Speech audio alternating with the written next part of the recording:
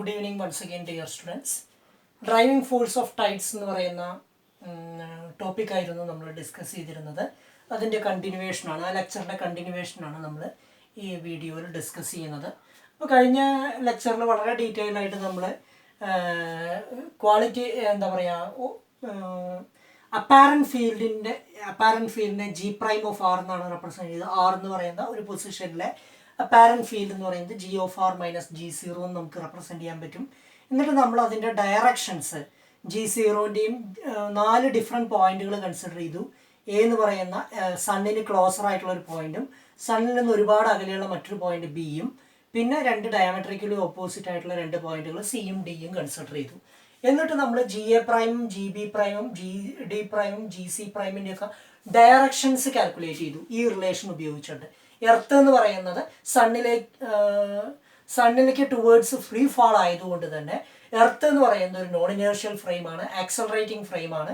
അപ്പോൾ അവിടെ അനുഭവപ്പെടുന്ന അപ്പാരൻറ്റ് ഫീൽഡ് എന്ന് പറയുന്നത് നമുക്ക് ഇങ്ങനെ കാൽക്കുലേറ്റ് ചെയ്യാം.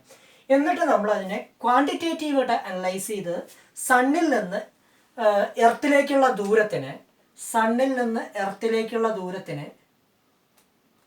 ആർ എസ് എന്നും എർത്തിൻ്റെ റേഡിയസ് എന്ന് പറയുന്നത്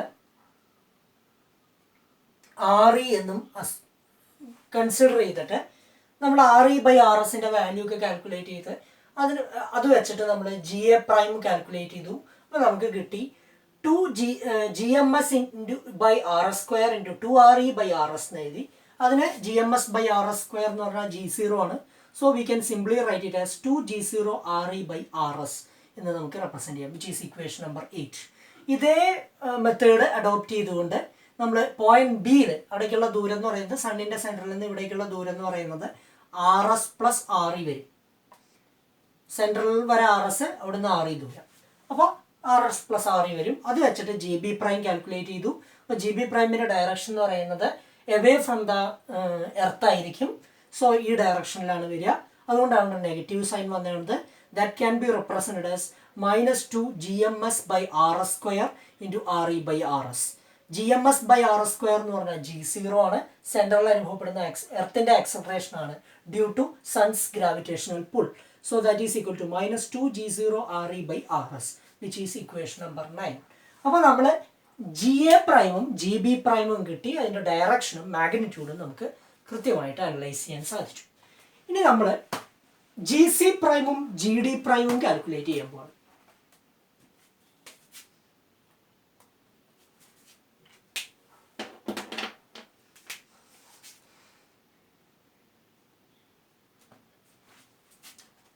ജി സി പ്രൈമും ജി ഡി പ്രൈം.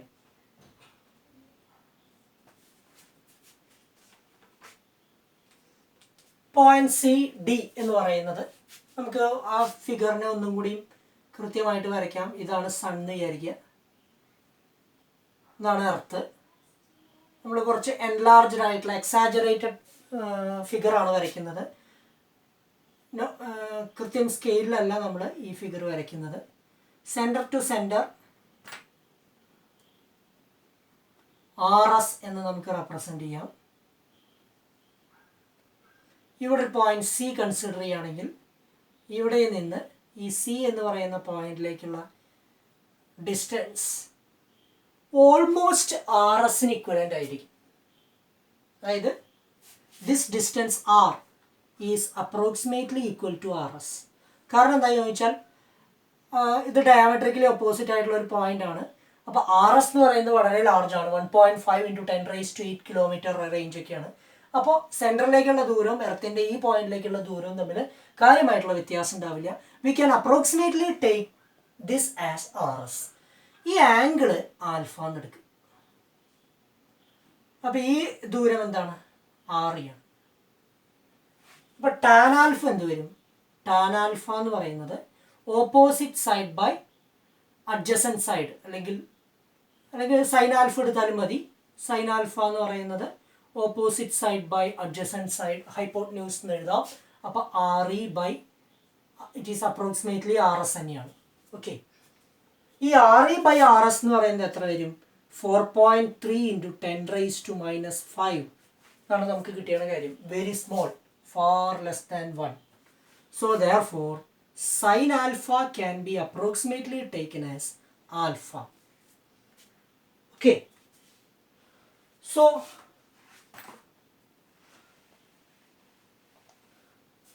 ഈ ഫിഗറിൽ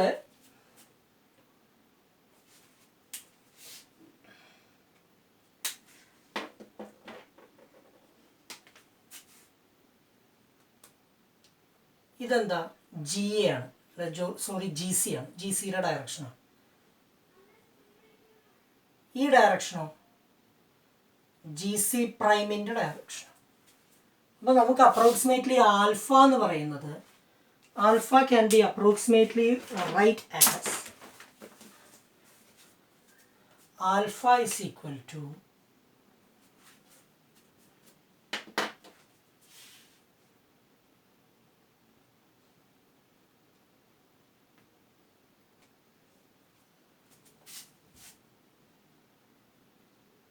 ആൽഫ എന്ന് പറയുന്നത് നമ്മൾ R E by R S എന്നൊക്കെ നമ്മൾ റെപ്രസെൻറ്റ് ചെയ്തു. Opposite side by adjacent side. ഈ വാല്യൂ എന്താ വരിക? ഈ വാല്യൂ എന്ന് പറയുന്നത് ജി സീറോ ആണ് വരിക towards the acceleration. G zero G സിയും അപ്രോക്സിമേറ്റ്ലി ഈക്വൽ ആയിരിക്കും. മാഗ്നിറ്റ്യൂഡ് നമ്മൾ എന്താ വെച്ചാൽ ഈ ഡിസ്റ്റൻസ് ഓൾമോസ്റ്റ് സെയിം ആയതുകൊണ്ട് ഈ പോയിന്റിലും അനുഭവപ്പെടുന്ന സെൻട്രലിലുള്ള ആക്സിലറേഷനും ഈ ആക്സിലറേഷനും തമ്മിൽ കാര്യമായിട്ടുള്ള വ്യത്യാസം ഉണ്ടാവില്ല. അതിൻ്റെ ഡയറക്ഷൻ വ്യത്യാസം ഉണ്ടാവും, പക്ഷേ മാഗ്നിറ്റ്യൂഡ് വൈസ് ഓൾമോസ്റ്റ് ഈക്വൽ ആയിരിക്കും. അപ്പോൾ ആൽഫ എന്ന് പറയുന്നത് അതുകൊണ്ട് തന്നെ നമുക്ക് G C prime by G zero അല്ലെങ്കിൽ ജി സി എന്ന് റെപ്രസെൻറ്റ് ചെയ്യാം. ഏത് എഴുതിയാലും കറക്റ്റാണ്. G C prime by G, കാരണം എന്താ, സൈൻ ആൽഫേനെ നമ്മൾ അപ്രോക്സിമേറ്റ് ചെയ്ത ആൽഫ എന്ന് എഴുതി, അല്ലെങ്കിൽ tan alpha is approximately equal to alpha, അങ്ങനെ നമുക്ക് റെപ്രസെൻറ്റ് ചെയ്യാം. കുറച്ചും കൂടി സിമ്പിളായിട്ട് റെപ്രസെൻറ്റ് ചെയ്യാവുന്ന tan alpha is equal to alpha എന്ന് എഴുതാം. അപ്പോൾ നമുക്ക് alpha is equal to G C prime by G zero. Alpha small ആവാൻ കാരണം എന്താ, R E by R S എന്ന് പറയുന്നത് വളരെ സ്മോൾ ആണ്. അപ്പോൾ അതുകൊണ്ട് തന്നെ tan alpha approximately equal to alpha എന്നോ അല്ലെങ്കിൽ sine alpha approximately equal to alpha എന്നോ റെപ്രസെൻറ്റ് ചെയ്യാം. So that is equal to G C prime by